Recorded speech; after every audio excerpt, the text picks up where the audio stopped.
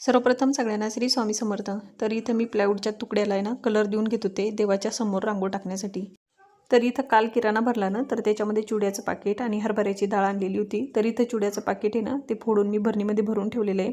इथे देवपूजा करायची होती, पण त्याच्या पहिले देवाचे भांडे घासून घेतलेले भैया पावडरनं. तर इथं देवाचे भांडे घासून घेतले. त्याच्यानंतर हातोहात आहे ना लगेच फुलं तोडून घेतलेले देवपूजेसाठी, कारण देवपूजा करायची होती.